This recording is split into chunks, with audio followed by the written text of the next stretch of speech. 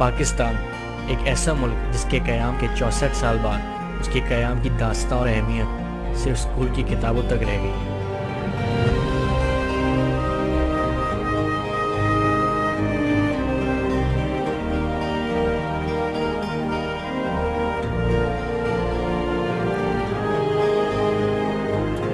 ہم آزاد ہیں، لیکن ہماری قوم کے ہر فرد کے لیے آزادی کا مطلب الگ الگ ہے۔ کچھ لوگوں کے لیے آزادی 2 وقت کی روٹی ہے، اور کچھ لوگوں کے لیے آزادی ان روٹی کی ترسنے والوں کو نظر انداز کرنے کا نام ہے۔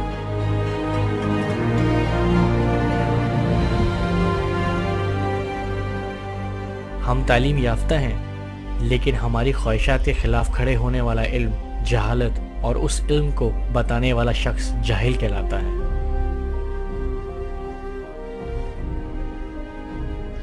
ہم سیاست سے خوب واقف ہیں، مگر پچھلے 50 سالوں سے ہم ڈیموکریسی اور ڈکٹیٹرشپ کے بیچ میں آج تک لٹک رہے ہیں۔ ہمیں اپنے ملک سے پیار ہے، لیکن صرف تب تک جب تک کسی اور ملک میں ہمیں حسین مستقبل کے مواقع نہ نظر آئے۔ ہم ایک مسلمان قوم ہیں، لیکن تھوڑے نئے زمانے کے، جن میں صبر، برداشت، ایمانداری اور بھائی چارے جیسی چیزیں اپنی آخری سانسیں لے رہی ہیں۔ آج ہم بلوچی، مہاجر، سندھی، پٹھان اور پنجابی ہیں، اور ہمیں حق ہے یہ سوال اٹھانے کا کہ ہمیں اس پاکستان نے آخر دیا ہی کیا ہے۔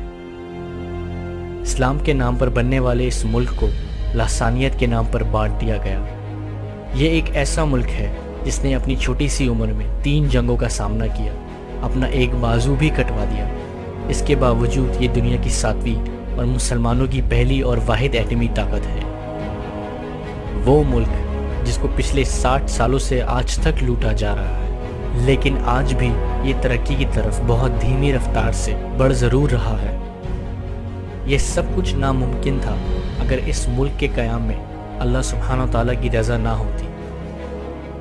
یہ ملک کسی انسانی اور شیطانی طاقت کی مرضی اور سیاست کی بنائی ہوئی سیکولر اسٹیٹ نہیں، بلکہ یہ اللہ سبحانہ تعالیٰ سے کی گئے لاکھوں مسلمانوں کی دعاؤں کا جواب ہے۔ یہ ایک Islamic state, Islamic republic of Pakistan ہے۔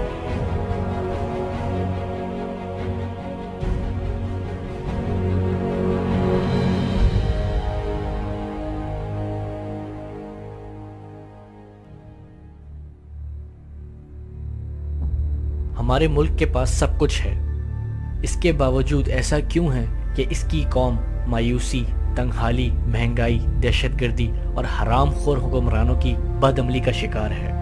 ان سب چیزوں کی وجہ صرف حکمرانوں کو دینا ناجائز بات ہوگی۔ جیسا کہ پہلے بیان کیا گیا، ہر قوم کو ویسا ہی حکمران ملتا ہے جیسے حکمران کی قوم مستحق ہوتی ہے۔ آج جو بھی ملک کا حال ہے، اس میں اس بات میں کوئی شک نہیں کہ یہ سب ہمارے ایمان کی کمزوری اور اسلام سے دوری کے نتائج ہیں۔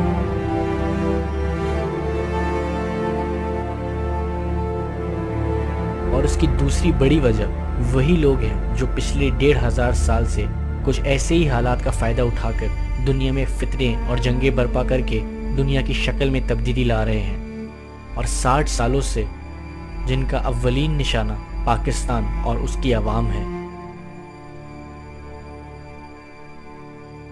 جس دور میں فری میسنز اپنی مرضی سے مسلمان دنیا کو توڑ کر چھوٹی چھوٹی سیکولر سٹیٹس میں بدل رہے تھے اور اسٹیٹ آف اسرائیل کے قیام کو انجام دے رہے تھے، اسی زمانے میں ان کی مرضی کے خلاف اللہ سبحانہ تعالیٰ نے ان کی یہودی اسٹیٹ کے قیام سے 1 سال پہلے ہی پاکستان بنا دیا۔ بظاہر تو دونوں ملکوں کی تاریخ میں کہیں پہ بھی دونوں کے بیچ میں ڈائریکٹ کانفلکٹ نہیں ہوا، لیکن فری میسنز یہودی پاکستان کو ایک خطرے کی علامت کے طور پر دیکھتے ہیں، کیونکہ یہ پاکستان کی وہ باتیں جانتے ہیں جو آج بدقسمتی سے خود پاکستان میں بہت کم لوگ جانتے ہیں۔ اسٹیٹ آف اسرائیل کے قیام پہ قائد اعظم محمد علی جناح نے اسرائیل کو ناجائز اسٹیٹ قرار دیا، اور ان کا یہ فرمان تھا کہ پاکستان کبھی بھی اسرائیل کو دنیا کی لیگل اسٹیٹ تسلیم نہیں کرے گا۔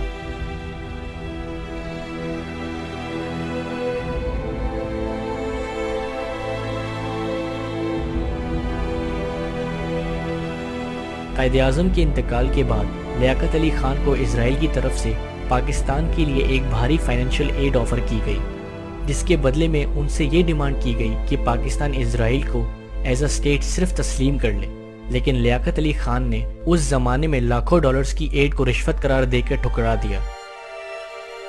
آج پاکستان کے بہت بڑے بڑے ہسٹورینز تک اس بات کی وکالت کرتے ہیں کہ قائد اعظم غیر مسلم تھے اور وہ پاکستان کو ایک سیکولر اسٹیٹ بنانا چاہتے تھے، جو کہ حقیقت میں صرف جھوٹ کے علاوہ کچھ نہیں۔ اگر قائد اعظم غیر مسلم ہوتے تو ان کی نماز جنازہ مولانا شبیر رضا عثمانی جیسے بڑے عالم دین نہ پڑھاتے، اور اگر قائد اعظم پاکستان کو ایک سیکولر اسٹیٹ بنانا چاہتے تو پھر انڈیا سے الگ ملک بنانے کی کوئی ضرورت نہ ہوتی، کیونکہ انڈیا خود ایک سیکولر اسٹیٹ ہے۔ قائد اعظم اور پورے پاکستان کے بنانے والوں کی سوچ اور نقطہ نظر کو اسلام اور غیرت کا رخ اللہ سبحانہ تعالیٰ نے علامہ محمد اقبال کے ذریعے دیا۔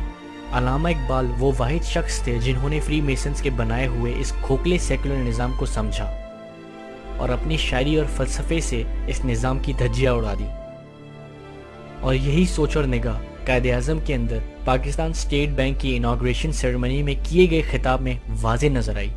The Western world, in spite of its advantages of mechanization and industrial efficiency, is today in a worse mess than ever before in history.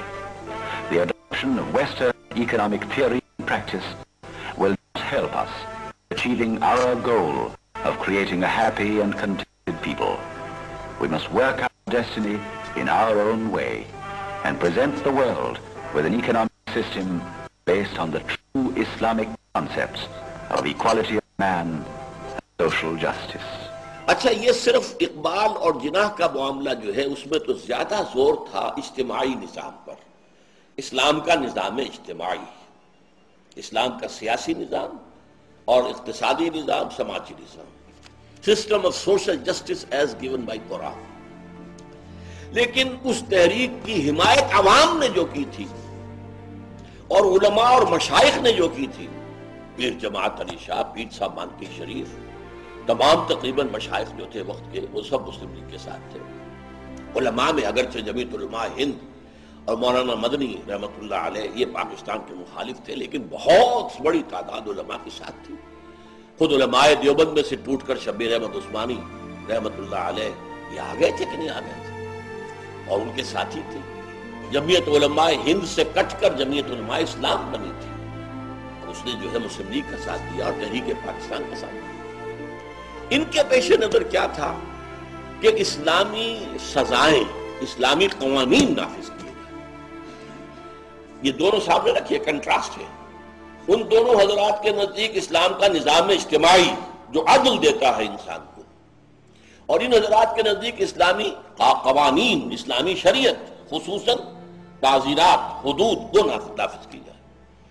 لیکن ہوا کیا ہے، 56.5 سال گزر گئے اور ان میں سے کسی ایک جانب بھی کوئی پیش رفت نہیں۔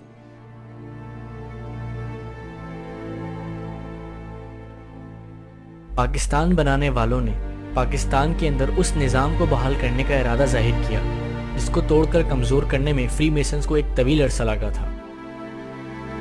1949 میں پرائم منسٹر لیاقت علی خان نے پاکستان آبجیکٹیو ریزولوشن پاس کی، جو آج تک پاکستان کی کانسٹیٹیوشن میں پوری طرح سے امپلیمنٹ نہیں ہو سکی۔